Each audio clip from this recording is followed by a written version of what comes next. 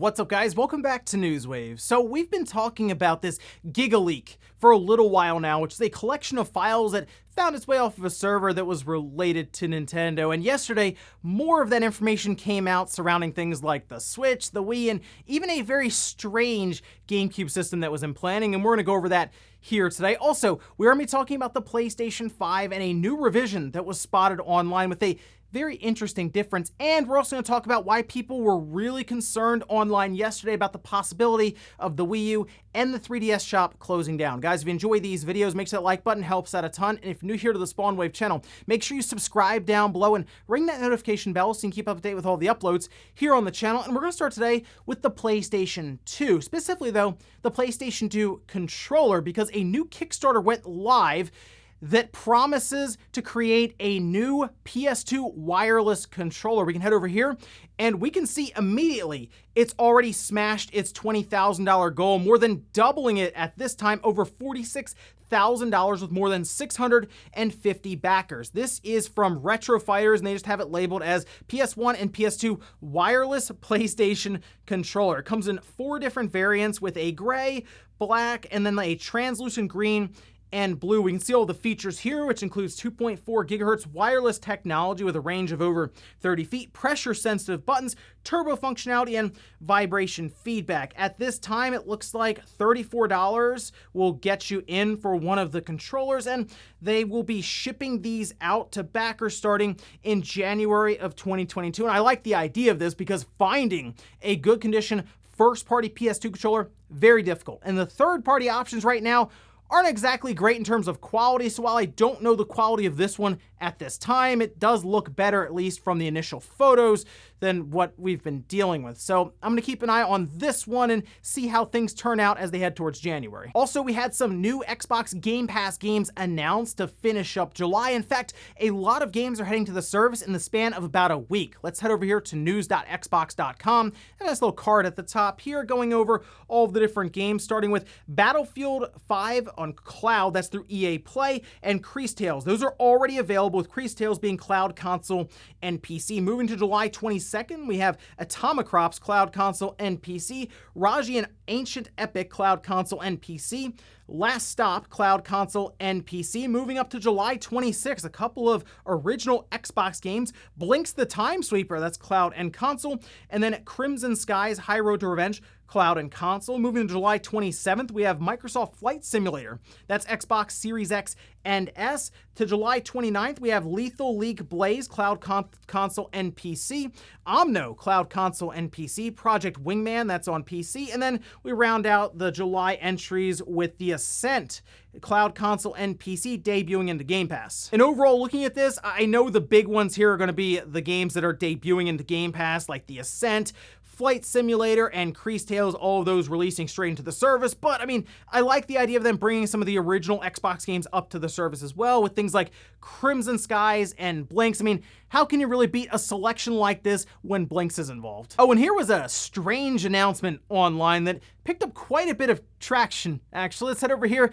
This was a trailer that was released for, I guess, a PlayStation VR title that's launching, although it seems kind of odd. This is called The Last Video Store, and the idea is a VR experience where you go to a video store, I guess like a Blockbuster, and you rent a video or a VHS tape, and then you go and watch it. Now, they also outline things like a survival mode that includes realistic local jobs and bills to pay while managing your video enthusiast hobbies on the side. The only thing about this that makes me think it's more of a concept than an actual game is being developed is they show you watching the VHS tape. So you're watching the movie and they show like Evil Dead, for example.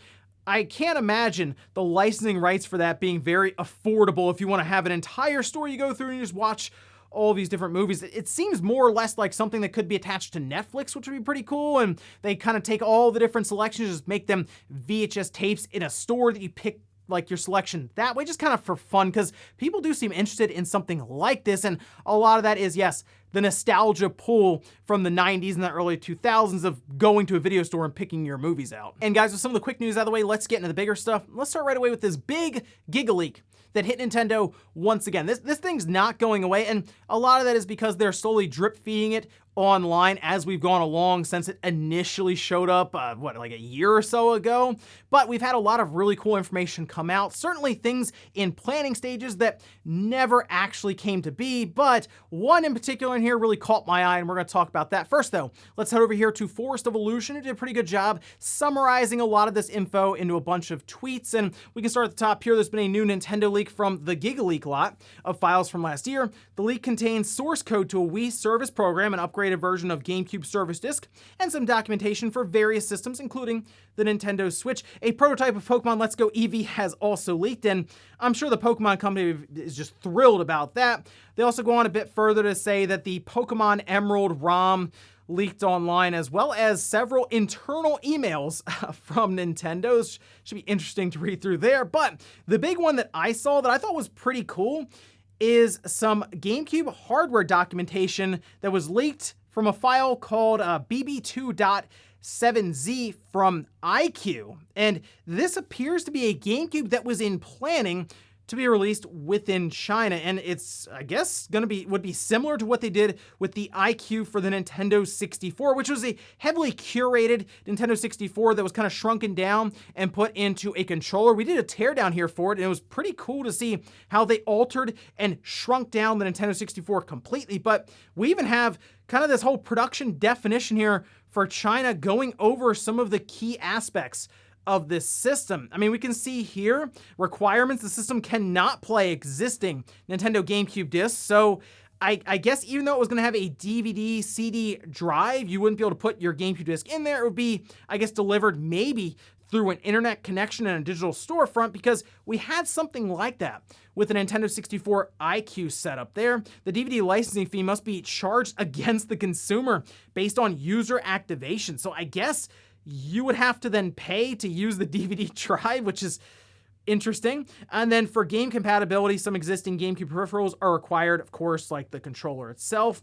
They say the target market, this device is positioned as an advanced 3D game system with DVD CD playback capability.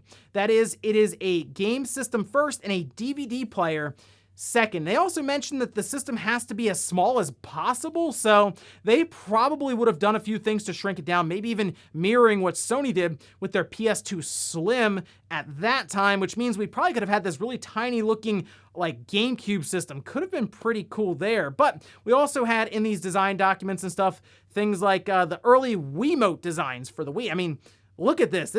Some of these are very strange, right? I mean, the D-pad at the bottom, but it just goes to show you how many different things they go through here to try to figure out what a product will eventually look like when it releases, which makes me wonder if there are any design documents or images of what they were planning with this iQue GameCube, or if this is as far as it got here in the planning and conceptual stages. Either way though, pretty cool to hear that there was at least plans around an iQue GameCube that maybe had its own digital storefront and completely different form factor. It's one of those things where it's like, what could have been, right? What weird system could I have been ordering and opening up on a tech wave? Next up, let's talk about the PlayStation 5 and a new revision that was discovered online. We can head over here to psu.com, as they do have images of some of the documentation around this PlayStation 5. It is the all-digital PlayStation 5 system with a current model number of CFI1100B01. It's in Japan at this time anyway, but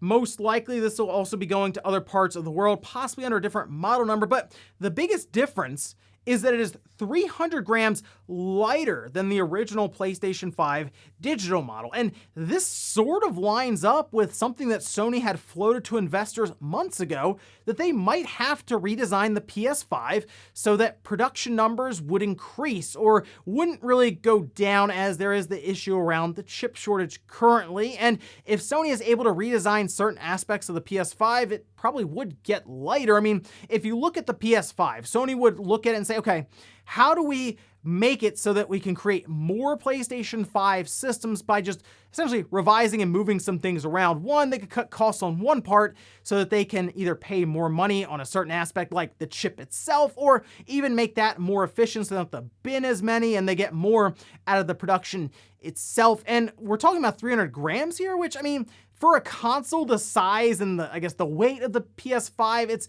probably not like significant necessarily, but it does mean that something was moved around, removed, or even changed up completely inside. And if I had to think about a few things, one, the heatsink, if they did revise the chip itself, maybe they realized they didn't need as much of it. Other parts of it, when it comes down to the metal caging around it, basically just different things they could take out and then take that money and put it elsewhere. I mean, seriously, just coming down to a couple of screws could be a pretty substantial amount of money when it comes to the production across millions and millions of units. And right now, Sony has an extremely popular system on their hands with the PS5, and the one issue they're running into is they can't create enough of them. Even though they are creating more PS5s in this lifespan of it, so like the first, like 8-9 months or whatever, compared to the PS4, they've created more PS5s than the PS4 this far, but it's still unable to keep up with demand. So unless they continue getting this figured out, which they may be doing that now with this revision, it's going to be a rough 2 or 3 years starting out for the PS5, try to keep up with that demand. It's not necessarily a bad problem to have for Sony when it comes to demand being so high. It's more a problem on the other side when they're just trying to get these things out there. So we'll see if more quiet revisions come out. I expect them to, because Sony revised the PS3 and the PS4 like a ton. Like, there are so many quiet revisions of the PS3 and the PS4. So I wouldn't be shocked to hear that more of them are coming up here in the next couple of months. Next up, let's talk about the Wii U and the 3DS eShop and why there were so many concerns being brought up yesterday around those storefronts maybe getting shut down here pretty soon. This seemed to come from a tweet that Nintendo put up, and it was an announcement around the use of credit cards on the 3DS and the Wii U. We can head over here. This translated from Google Translate saying termination of use of credit cards and electronic money for transportation at Nintendo 3DS series and Nintendo eShop in Wii U has been posted. And this appears to be in Japan, as they've already done this in Europe, Australia, and New Zealand. That being, you can no longer use a credit card to add funds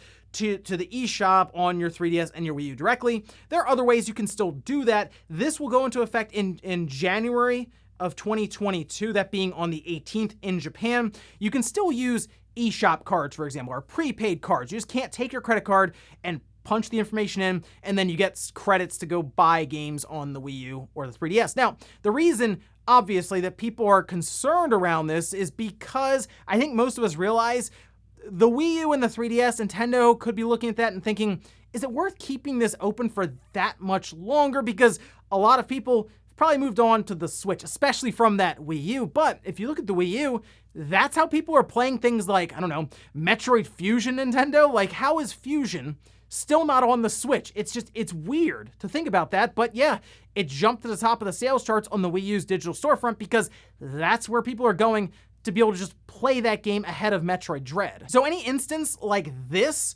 where it sounds like Nintendo is moving away from those digital storefronts, you're gonna have people get really concerned all of a sudden that this is building up to what happened with the Wii, where Nintendo slowly removed your ability to add points to the Wii, and then eventually they just said, hey, we're shutting it down, and you have like a year or so before it's completely gone. And when the Wii U and the 3DS do go away, because look, those digital storefronts, yeah, they're going to go away eventually. Most of us realize this. It's still going to be a hard slap of reality when that announcement comes, because, I mean, Nintendo hasn't exactly made a big push for a lot of those virtual console games that are on like the Wii U right now to get over to the Switch. They're kind of dragging their feet with some of these announcements on their Nintendo Switch Online for right now, the Nintendo and the Super Nintendo. And a lot of us are looking at it saying, when's Game Boy at least gonna show up, right? I mean, Game Boy Advance would be great, but like, even just Game Boy at this point, just something different here rather than seemingly coasting along with the Super Nintendo and Nintendo games. So I don't think looking at this necessarily means, oh yeah, the eShop for the 3DS and the Wii U are going away tomorrow, but it does just bring up that reminder that time is limited for these virtual console eShop sales and all of this. Like, yeah, probably a year or two from now, we will be dealing with the fact that Nintendo is looking to shut them down. Now, the reason they're removing credit card purchases or the ability to do so with some of these regions is because it's probably not worth holding up the risk of security and fraud and all this, because they still have to deal with that. And looking at the number of people who are probably using the Wii U and the 3DS versus the Switch, it's easier for Nintendo to say, okay, we don't want to deal with credit cards on the service, but you can go to your local store, buy an eShop card and punch that in. We just don't feel like dealing with any of these credit card companies when it comes to the possibility of fraud or any of that. If someone gets a credit card and just starts using it on the eShop, because that's still something Nintendo has to deal with. It's an expense they have to deal with. So that's most likely what's happening here. But of course, like I said, time's limited for the Wii U and the 3DS, and we will deal with that eventually. Just, I don't think it's going to be anytime in the near future, like at least within the next year or so. But we come to like 2023 and we'll see what happens then. And in our last bit of news, let's talk about Skull and Bones. Do you remember this game? This is from Ubisoft. They had shown it years ago, and then it just kind of disappeared, and it sounded like there were some pretty serious issues in development. There were talks about it being rebooted a couple of times, and here we are now with a massive budget as a new report was posted by Kotaku. We're actually gonna head over here to Twitter. This is from Nibelian, but I will link the original article down below in the sources if you wanna read through there as well. But we can see here listed a budget of over $120 million. Multiple, almost annual reboots suffer from a lack of vision in the past and toxic work culture. A deal with the Singapore government requires its completion. I just wanna read that again for just a second time. Skull and Bones, with a budget of over $120 million. I can't even get a Splinter Cell game. Ubisoft is a strange company because, like, Skull and Bones, they showed it and I was like, I guess that could be cool for people who are fans of the Assassin's Creed, naval combat, sure, but was that ever gonna be a massive seller for Ubisoft? I kind of feel like it wasn't going to be, but they are like so committed to this. Apparently it's entered alpha at this point, so I guess it'll be about a decade of development on this game. It's interesting that Ubisoft was so married to Skull and Bones overall. Like, you feel like it would have been canceled a couple of times now, but here we are with a game like this having a budget of over $120 million, needing help from the Singapore government to get it done, and we're all wondering why Sam Fisher's on a cell phone. I mean, with what we're seeing right now with some of the creative leadership and stuff at Ubisoft, you know what, maybe it's for the best for Splinter Cell to kind of stay out of it right now. And before we go to the comment of the day, we're taking the poll that I posted up yesterday, where I asked, do you still play your 3DS? 10% said yes, 33% said sometimes, 29% said no, and then 28% said, I don't have a 3DS. And I have a feeling there are a lot of people who just trade their 3DS in to get their Switch because they're like, the Switch is a console and it's also a handheld device. I don't really need the 3DS, so I'm just not gonna play it as much, especially when, Pokemon got announced and then a couple of those games start dropping on the Switch. The 3DS looked less and less necessary, I'm sure, for a lot of people, and I'm sure Nintendo was also looking at this. If not that many people are logging on to the eShop for the 3DS that often, they're gonna start looking at it as more of an expense than anything else, and like I said, I just think there's the time around the 3DS and the Wii U eShop is certainly limited right now. Like, I feel like after 2022, we're probably going to see Nintendo start to sunset these storefronts, and that is going to be an interesting day online when they make that announcement. And we'll finish up with the comment of the day as you're seeing here. This is from DP3 saying, John's voice when talking about XDefiant. Before he even gets to, I guess, you can tell how disappointed and let down he is with Ubisoft. Maybe in 2 to 3 years, Ubisoft will bring a mainline Splinter Cell game back to consoles and PCs. I don't really know if we need them to do that anymore because it's pretty clear their focus and their mindset right now are on these live service games, and we're seeing them do more and more things with like free to play, for example, and they said they were gonna do things outside of just live services, but like that's what everything's moving to for them. Like even Assassin's Creed appears to be going in that direction, so I don't even know if I want a Splinter Cell game because they're not going to make one. Like back when we had like Chaos Theory and Pandora's Tomorrow, some very good ones. It's going to be more like Splinter Cell meets The Division or something there. I don't know. I saw XDefiant and I was like, well, that's one of the safest things I've ever seen a company do. And it's just Ubisoft reacting to the market rather than trying to pave their own way. And it's business as usual for Ubisoft. And that's kind of what I expect to see from them going forward over the next several years. More of these live service games. And ladies and gentlemen, that's going to do it here for Newswave. If you enjoyed this video, guys, hit that like button, really helps out. If not, hit the dislike. Leave comments down below about everything we talked about here today. This is Gigaleak with more information getting out online around an iQue GameCube, internal emails from Nintendo, and even more Pokemon ROMs. Also, what about that PlayStation 5 revision that's actually 300 grams lighter than the current PS5 digital model, then the 3DS and the Wii U eShop? When do you think Nintendo's going to shut those down? Thanks guys for watching, and I'll see you next time.